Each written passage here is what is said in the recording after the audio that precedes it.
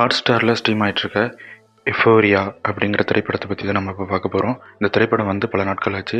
நான் ரீசெண்டாக தான் இந்த திரைப்படத்தை பார்த்தேன். ரொம்பவே நல்லா இருந்தது. அதனால் உங்கள்கிட்டையும் ஷேர் பண்ணலான்னு தான் இந்த வீடியோ. இந்த படத்தோட கதை என்ன அப்படின்னா, ஒரு லேடி இருக்காங்க. அவங்க ஒரு ஸ்கூல் ஆர்கனைசேஷன் பண்ணியிருக்காங்க.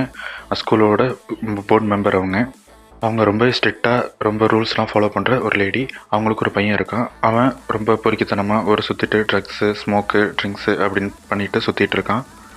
அப்புறம் ஒரு பொண்ணு இருக்காங்க. அந்த பொண்ணு தான் அந்த படத்தோட ஹீரோயின். அவங்க வந்து ஒரு ரொம்பவே ஜென்டிலான ஒரு ஃபேமிலியிலேருந்து வந்தவங்க தான். ரொம்ப டேலண்டானவங்க கூட.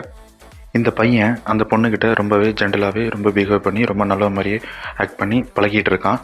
அந்த பொண்ணோட அப்பா அம்மாவும், நீ உள்ளே இருக்க, வீட்டை விட்டு எங்கேயும் வெளில போக மாட்டேற, பார்ட்டி பண்ண, வெளில போயிட்டு வா அப்படின்னு நிறைய ஹோப் கொடுத்து வெளில அனுப்புகிறாங்க. ஃபர்ஸ்ட் டைம் பார்ட்டிக்கு போகிறா அந்த பையனோட போகும்போது அவன் ஃப்ரெண்ட்ஸ் ஒரு 4-5 பேர் சேர்ந்து அந்த பொண்ணுக்கு ட்ரக்ஸ் கொடுத்து அந்த பொண்ணை ரேப் பண்ணிடுறாங்க.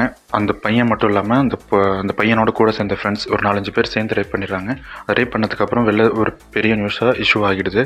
அதுக்கப்புறம் என்ன நடக்குது, அதுக்கப்புறம் என்ன பண்ணுறாங்க அப்படிங்கிறது தான் அந்த படத்தோட கதை.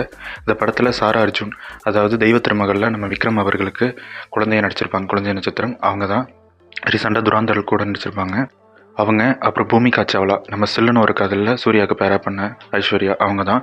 அப்புறம் நம்ம கௌதம் வாசுதேவ் மேனன், இவங்களும் நடிச்சிருக்காங்க. படம் ரொம்பவே நல்லாயிருக்கு. படத்தில் ஒரு நல்ல சோஷியல் மெசேஜ் சொல்ல வந்திருக்காங்க. நான் கிளைமேக்ஸ் எல்லாம் பார்த்துட்டு கண் கலங்கிட்டேன். அந்த லெவலுக்கு ஒரு சூப்பராக இருந்துச்சு.